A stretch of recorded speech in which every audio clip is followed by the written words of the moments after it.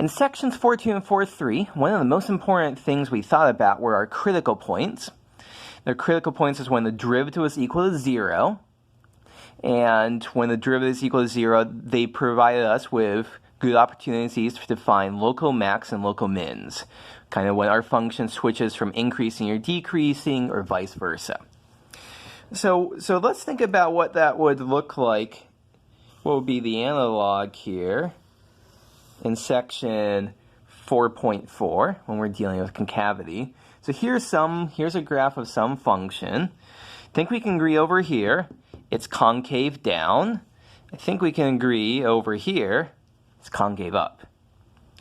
So what happens? Well, maybe we can see that at some point, maybe right where I made that red dot, our function is changing from being concave down to concave up. And so, assuming that is the case, we could check that using calculations. We want to talk about this point in particular. This seems important, and whenever we have something that's important, that's a good time to give it a name, make up a definition here. It's a point of inflection. We're going to call this a point of inflection. So what is our formal definition of a point of inflection? P, which is C and F of C, is a point of inflection if the concavity of F changes from up to down or down to up at C. And so just as in the previous sections, we're going to try to find points of inflection, just like we found critical points before.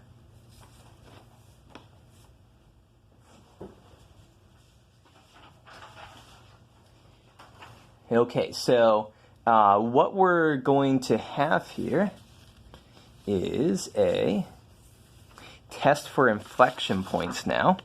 If the second derivative is 0, or the second derivative doesn't exist, and f double prime changes the sign at x equals to c, then it has a inflection point there. So now this gives us a way for us to test, to try to locate inflection points, just like we located critical points before. So let's do this for f of x is equal to cosine of x. Let's say we want to find inflection points on the interval 0 to 2 pi. So what do we have to do? Now we need some derivatives. F prime of x is minus sine x, but our test for inflection point isn't about the first derivative, it's about the second derivative. So f double prime of x is equal to negative cosine x. Okay, so we're trying to, our test for inflection point says we're looking for either the second derivative equal to 0 does not exist. The second derivative is always going to exist, so we really care about when is this equal to 0. And when is cosine x equal to 0 between 0 and 2 pi? And that's going to be x is equal to pi over 2, and x is equal to 3 pi over 2. So that's the two places where our second derivative is 0. A quick sketch of the graph of cosine of x. So here's pi over 2, pi, 3 pi over 2, and 2 pi. We see that the rest of it, it's not just enough to say the second derivative is 0. We also need the second derivative to change sign. So because this graph I just drew here is of the second derivative, we see it changes sign at pi over 2. We see it changes sign at 3 pi over 2. And so these are both inflection points. Okay, let's do one more example here. A larger polynomial, but it will go in much the same way. So let's talk about g of x is equal to 3x to the fifth minus 5x to the fourth plus 1. And so let's say that we're going to find intervals where g of x is concave up and concave down. So this is very, very similar to our 4.3 questions where we're going to try and figure out when are the intervals in our functions increasing or decreasing. So first thing that we want to do before we do anything else, well, we need some derivatives. The first derivative here is 15x to the fourth minus 20x cubed. But really what do we need is the second derivative. It's 60x cubed minus 60x squared. And we want to set that equal to 0. We can factor out 60x squared from both places. So 60x squared times x minus 1 is equal to 0.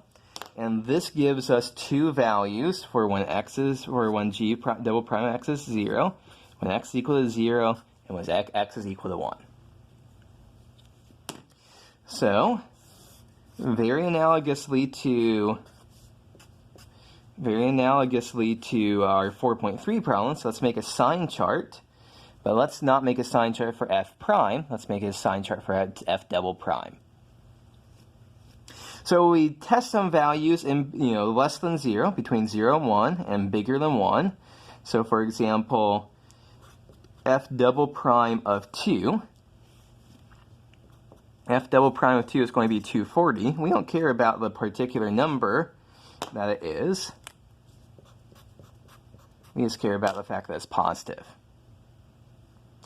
If we were to choose maybe like 0.5 here, f double prime, oops, what's going on here? My function's g, not f. So let's get the notation right. G double prime of 0.5 is going to equal, crunch, crunch, crunch, I think it equals minus 7.5. The point here is that that's negative. So we know it's going to be concave down there. And finally, let's choose something like g double prime of minus 1. And we plug in minus 1. I think we get negative 120. Once again, the particular value doesn't matter. The fact that it's negative is what matters here. And so now we can summarize all this information to say that the function is concave down on the interval minus infinity to 0, union 0 to 1. We have to exclude 0 from there because at 0 it's not concave down because the second derivative is equal to 0. It's concave up from 1 to infinity. And so then there's one last thing for us to do here. I didn't write it up here, but I think it's worth for us to just do this. Let's test for our inflection points. So where f double prime, in this case g double prime of c is equal to 0 or does not exist, and if the second derivative changes sign. So here we see that at 0, the second derivative didn't change sign. At 1, it did change sign. So we actually conclude here this is the only point of inflection.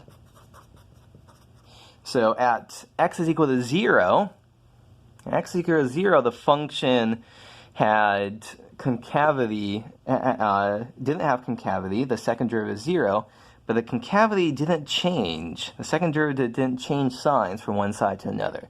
So it's not actually a point of inflection. Okay, I think that is a good place for us to wrap this up. Let me just finish this example by drawing a picture for what it looks like. So it's very steep, very concave down.